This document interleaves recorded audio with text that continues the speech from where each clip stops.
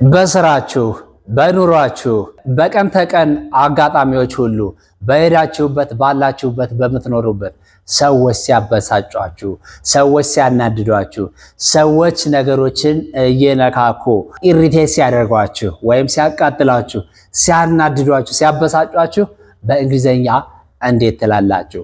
ተናድጃለሁ፣ ተበሳጭቻለሁ፣ በጣም ሀት ሆኛለሁ ምናምን እንላለን በአማርኛ። በእንግሊዘኛ እነኚህ ነገሮች እንዴት እንገልጻቸዋለን?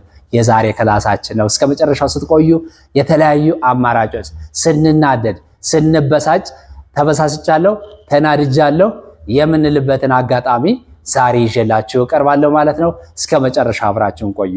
ቅዱስ ነኝ ከግሬስ እንግሊሽ። ላይክ፣ ሰብስክራይብ፣ ኮሜንት እንዲሁም ሼር እንድታደርጉ ቪዲዮአችን በትህትና እጠይቃችኋለሁ። ክላሳችን እንጀምር። ተበሳጭቻለሁ፣ ተናድጃለሁ። I am mad. I am mad. ተናድጃለሁ፣ ተበሳጭቻለሁ። I am mad. አብጃለሁ ማለት ነው። አብጃለሁ ማለት በንዴት ማለት ነው። ጨርቄን ጥያለሁ፣ አብጃለሁ ምናምን ለማለት ሳይሆን ተናድጃለሁ ለማለት ስንፈልግ I am mad እንላለን። I am mad. I am furious. I am furious. ተናድጃለሁ፣ ተበሳጭቻለሁ። I am furious. ፎረስ አይደለም፣ ምንድነው የምንለው? furious. I am furious. ተናድጃለሁ፣ እጅግ በጣም በኃይለኛው ተናድጃለሁ ማለት ነው። በኃይለኛው ተናድጃለሁ። I am furious. I am pissed off. I am pissed off. ተናድጃለሁ። I am pissed off. በጣም ተናድጃለሁ። ጨርቄን የሚያስጥል አይነት ንዴት ስናደድ፣ በጣም እጅግ በጣም ስናደድ I am pissed off እላለሁ። እጅግ በጣም ተናድጃለሁ። I am annoyed. I am annoyed. በጣም ተናድጃለሁ። I am annoyed. በጣም ተናድጃለሁ። I am annoyed. I am annoyed. I am irritated. I am irritated. ምን ማለት ነው? I am irritated. ተቃጥያለሁ። I am irritated. ተቃጥያለሁ። ጨሻለሁ፣ ተቃጥያለሁ። በምን? በንዴት ጨሻለሁ፣ ተናድጃለሁ፣ ተቃጥያለሁ ማለት ስንፈልግ ምን እንላለን?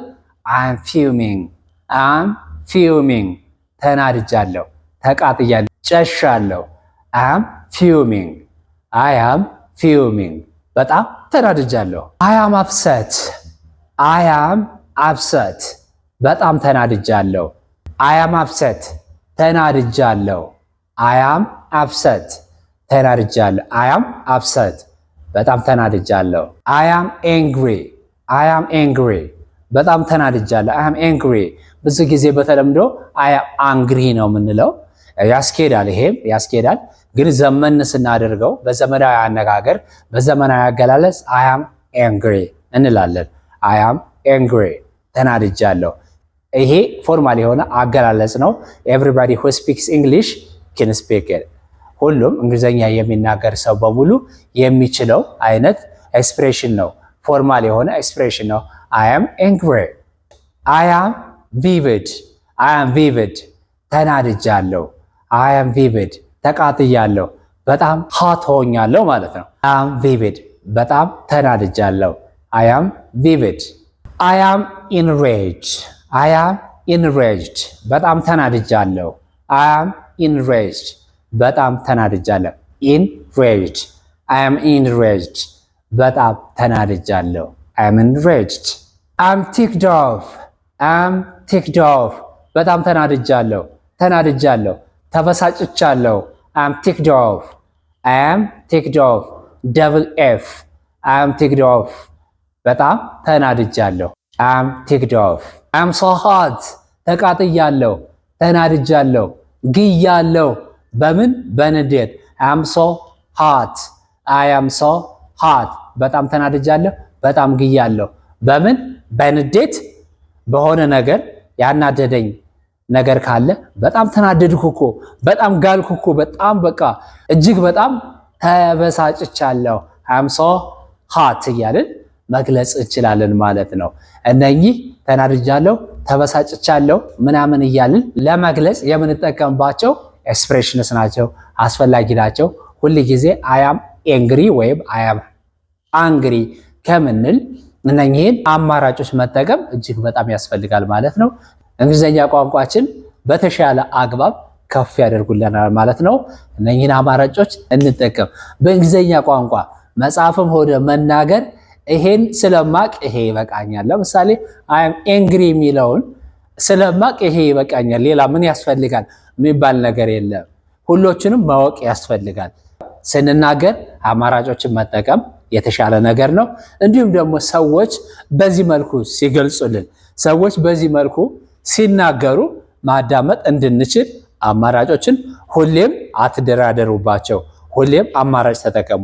አንድ ኤክስፕሬሽን ብቻውን በቂ አይደለም። አንድ ኤክስፕሬሽን፣ አንድ ወርድ፣ አንድ ቮካብለሪ ብቻውን በቂ አይደለም። ሌሎች ቮካብለሪስ፣ ሌሎች ኤክስፕሬሽንስ፣ ሌሎች የሚተካኩ ነገሮች ያስፈልጉናል። አንድ አይን ካለን እሱ ከጠፋ አይነ ስውራን ወይም ብላይንድ ሆንን ማለት ነው። ነገር ግን ሁለቱን ፕሮቴክት አድርገ ከያዝን አንዱን እንኳን ሉዝ ብናደርግ ሌላኛው አለ ማለት ነው። ስለዚህ ልክ ሁለት አይን እንደሚያስፈልገን ሁሉ ሁለት ቮካብለሪስ እና ከዛ በላይ፣ ሁለት ኤክስፕሬሽንስ እና ከዛ በላይ፣ ከሁለት በላይ አይንም ቢሰጠን አንጠላም አይደለ እንዴ?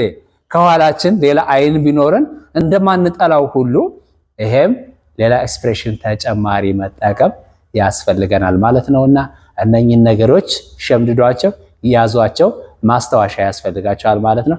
ማስታወሻ ላይ አስቀምጧቸው፣ ሁሌም ያስፈልጓቸዋል። እጅግ በጣም አመሰግናለሁ። ቅዱስ ነበርኩኝ ከግሬስ እንግሊሽ።